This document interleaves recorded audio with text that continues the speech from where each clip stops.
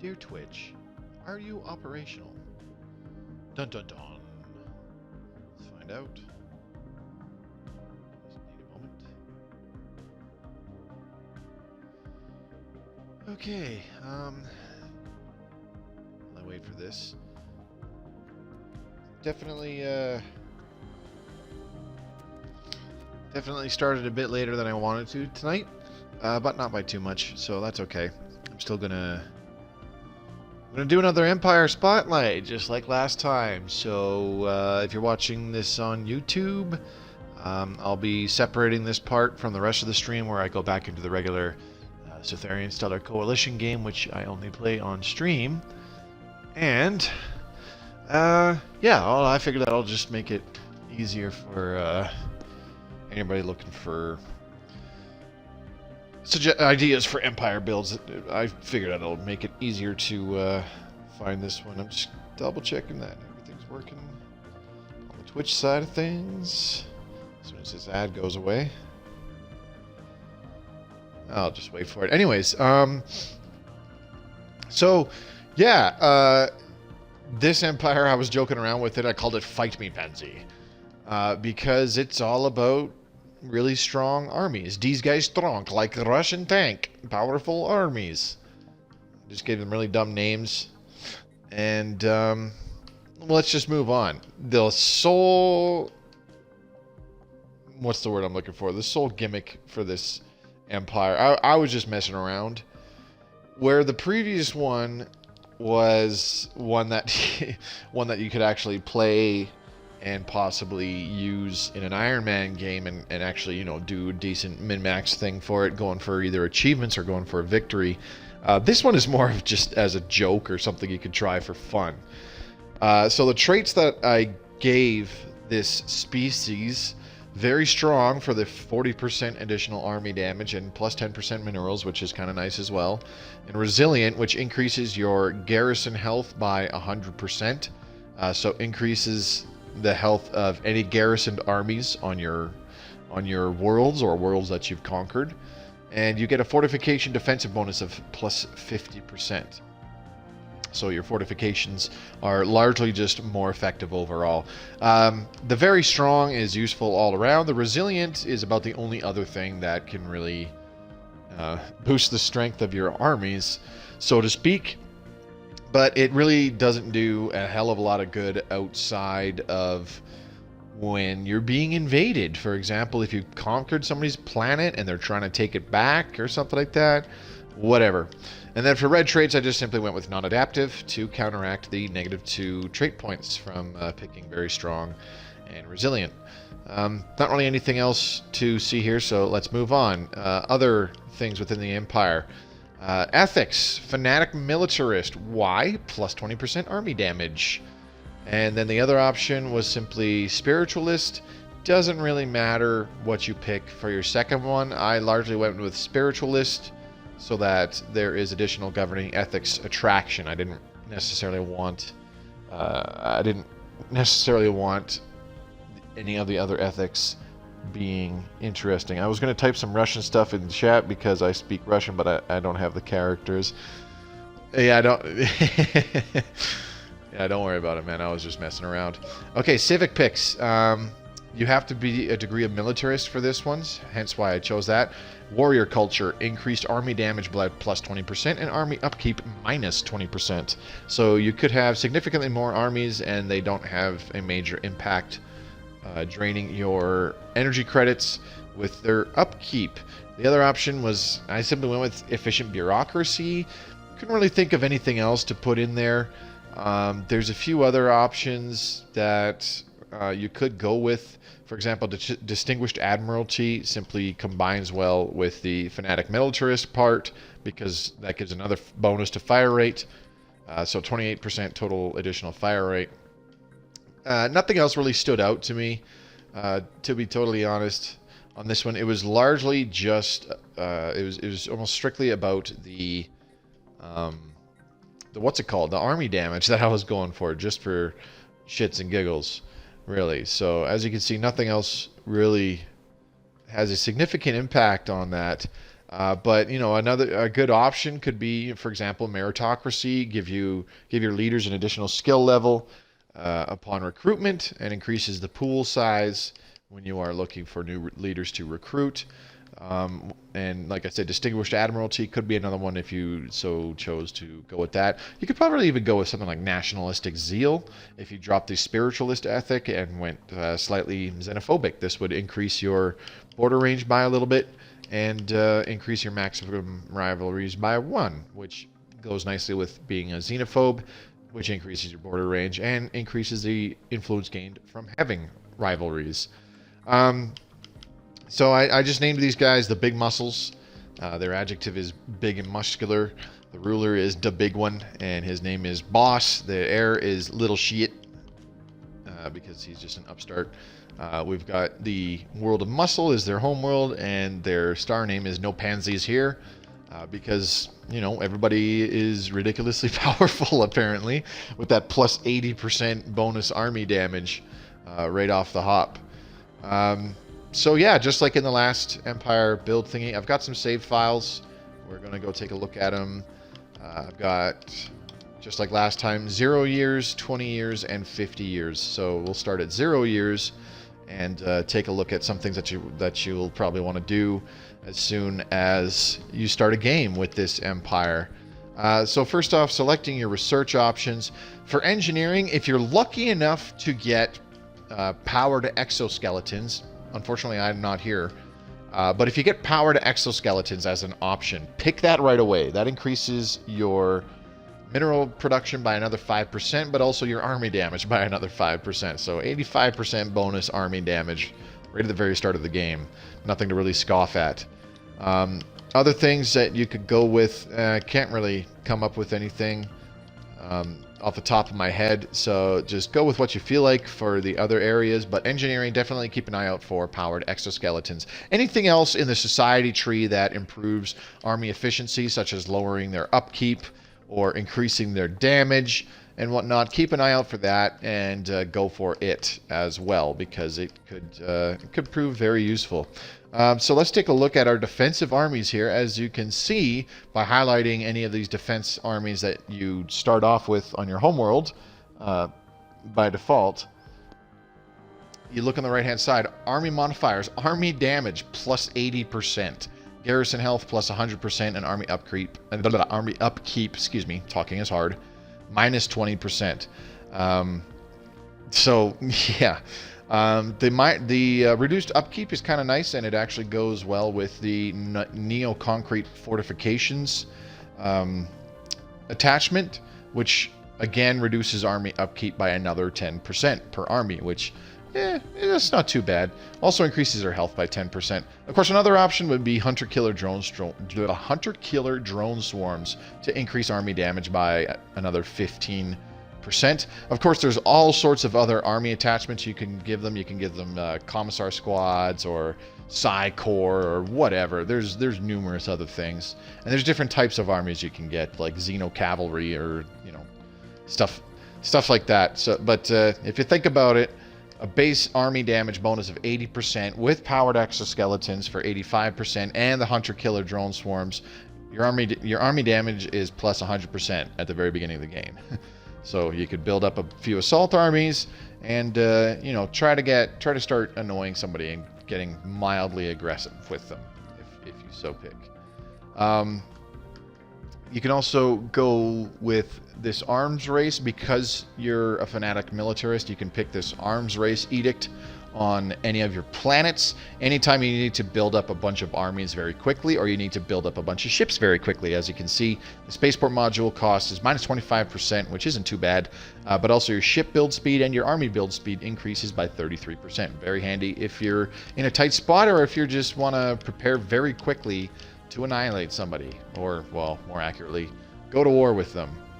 I think that's largely it. Oh yeah, traditions.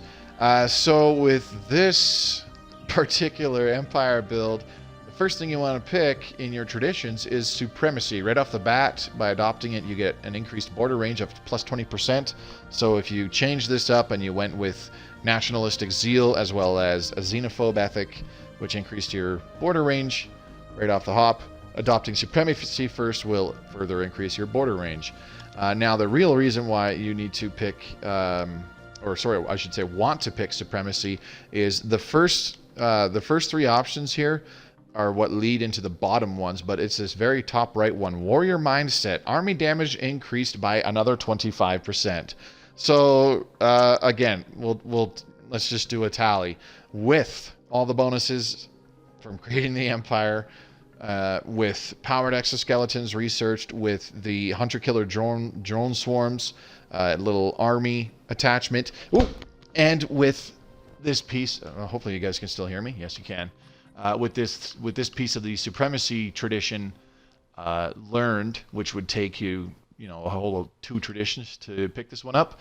Your armies are doing plus 125% damage, so they're really strong, which is awfully silly. There's also some other good ones here in supremacy. Ship build speed increased by plus 15%. Naval capacity increased by plus 10%. Not too bad. Admiral skills increased by 2. Not too bad. Seed planet war demand reduced by 25%. Not too bad.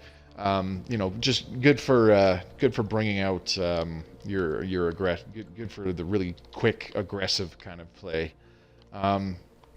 So that's largely it for the very beginning of this game. Let's go on to Strong Armies Part 2, 20 years.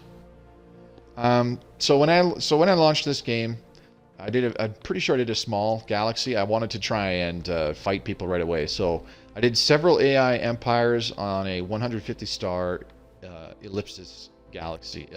elliptical galaxy, I should say. So right away, you can see that there was an empire that spawned right next to me, and I started making them mad at me right away, thinking that it would be okay because I've already got several armies in orbit, as you can see. We've got the Transport Fleet 1, and it's got about 8 armies with, let's just double check here for a second.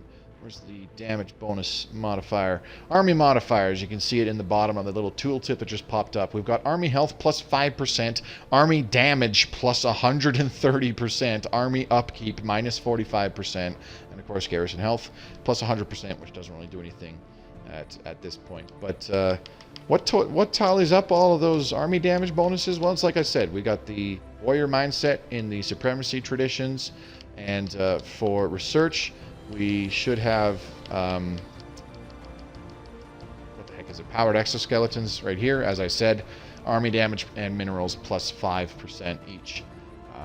So some pretty good bonuses from all those items. All those items there. Plus the armies themselves should have some attachments as well. Like I said, hunter-killer drone swarms, for example, to improve that army damage even further. So yeah, 20 years in, haven't built, or I should say, have not colonized a new planet. Only got 7 corvettes on the go here, and they're still very basic. Haven't really been worrying too much about ship design and building ships and whatnot. We slapped on a bunch of armor modules on these corvettes, and still rocking the red lasers. Upgraded a couple items, but apart from that, not too much else going on. We're still exploring with our science ships as best as we can, building the orbital stations here and there, and trying to upset people. So in this instance, we actually did start a war with the neighbors, and it was going pretty badly. A lot of our ships, actually just about all of our ships died. Pretty much our whole fleet died. That's why pretty much right in a neighboring system, you can see here, they have a fleet of 27 corvettes in our airspace. So they're quite upset with us. Going to war with them, and having strong armies is nice for invading the planets, but it's kind of pointless having strong armies when you don't necessarily have a strong fleet in order to actually take out their defense forces and their starbase, or should I say spaceport protecting their planets. Strong armies really don't help you in that instance. But still, let's take a look at our capital planet for just a moment here. As you can see on this tile, we are collecting 5.75 minerals from this pop. There's only 2 from the mining network and 2 from the tile itself, but with the bonuses of plus 10% from very strong and plus 5% from powered exoskeletons for another plus 15%, we're getting another 1.75 minerals being generated off that. I'm sorry, 0.75 being generated off those bonuses. It's the adjacent planetary administration that's actually adding 1 more mineral being generated here. A better example would be this one, the mining network 1 for 2 minerals, and the terrain itself generating 1 mineral for a total of 3, plus very strong and powered exoskeletons, giving it 0.45 extra minerals being generated. So okay extra mineral generation. You definitely could do a lot better than that, as we saw in the previous Empire build with the productive slaves. But still, that's not too bad. Of course, if we had the production targets planetary edict, we could enable that, and that would create further mineral generation. But as you can see, we're still stuck on our home planet. I haven't really done anything aside from we tried to expand by actually taking over some of this guy's planets, but we pissed him off, and turns out he was not the person to piss off, because our fleet was a fair bit smaller than this guy's fleet of 27 corvettes, and we got pretty badly pooped on. Things did not go too well. So let's go ahead and take a look at 50 years. So in this particular game with this Empire, I'm going to say it's largely because it was me playing, and I'm just terrible at Stellaris. Things have not gone well. We have lost our home system of no pansies here, because in order to surrender ourselves to our opponent, excuse me, had a sneeze. In order to surrender ourselves to our opponent, we had to give up the home planet world of muscles. So now we have a whole bunch of our population enslaved and owned by our superiors, essentially. But before we could do that, which would have made us lose the game, we had to quickly colonize other planets. So we've got a colonized planet here on Flexstat Muscle, and we quickly colonized a third planet, well, technically a second one. We've got Protein Shake over here in another neighboring system. So trying to rebuild our glory. We've got a lot of armies on Protein Shake, and we've got a lot of armies on Flexstat Muscle. A total of 8 armies on each planet, as a matter of fact, for 16. So at this point, it would largely just be, you know, plotting our revenge again, and the retaking of our home system against our benefactors. We are currently subjugated by them as well. Was it these guys? Nope, different regime of Quell. Yep. They are our overlord. They are disgustingly overwhelming in terms of naval power to us. So yeah, at this point in the game, it would largely just be a case of, you know, keep a low profile while expanding and rebuilding your empire somewhat. And, you know, build up a fleet. Hopefully your overlords get stuck up in a war. Maybe that will give you the opportunity to try and declare your independence from them, and you can try to rise up, reclaim the homeworld at this point, so on and so forth. Let's go ahead and take another look at the armies here. So just like last time, nothing's really changed.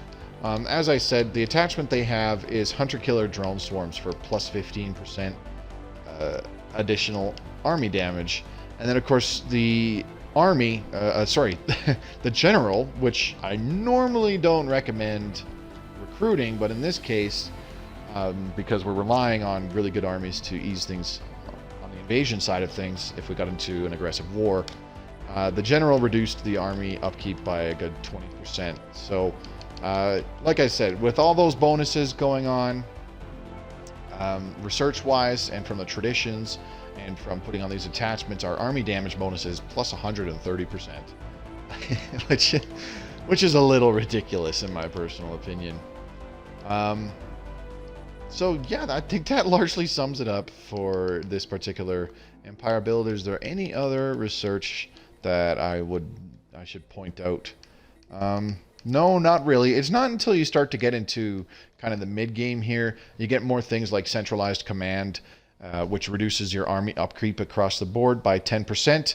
There's additional society research projects that do similar stuff like that, reduce army upkeep, increase their damage, etc., etc. But like I said, they don't really start showing up until about this point in the game, which is, you know, kind of the start of the mid-game here. But yeah, that'll sum it up for this empire. You mostly just got to remember, you probably don't have to build a whole bunch of armies if you're actually being successful, or declaring war on somebody, attempting to invade them. You should still worry more about your fleet, because your armies are useless if your fleet cannot destroy your enemy's defenses and allow your armies to actually land on a planet. So that'll sum it up for this empire build. What I'm going to do is I'm going to quit out, back to the main menu. I'm going to keep the stream going, and I'm going to go through how I built like a much more normal sounding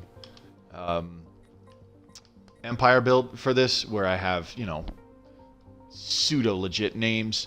My original build for this empire was called the Sarusian Empire. So I'm just going to go through all these tabs one by one. So when you're watching this on YouTube, you could just pause on each screen for a couple seconds if you would like to copy this exact setup with the appearances, the name lists, and all that good stuff. Once I'm done this, we'll just take like a 2-minute break and then come back, and I'll launch the Stellaris Stellar Coalition stream game yet again. So we'll see you guys shortly. And if you're watching this on YouTube, thanks very much for watching. Subscribe to the channel for more Stellaris console content. This exact video should be in the Stellaris Tips and Strategies playlist. You can check that out for more videos like this one, as well as my Let's Play Stellaris playlist for just Stellaris gameplay if you like. We'll see you guys next time. Those of you watching live on stream right now, stick around. We're going to jump into the Stellaris Stellar Coalition game very shortly.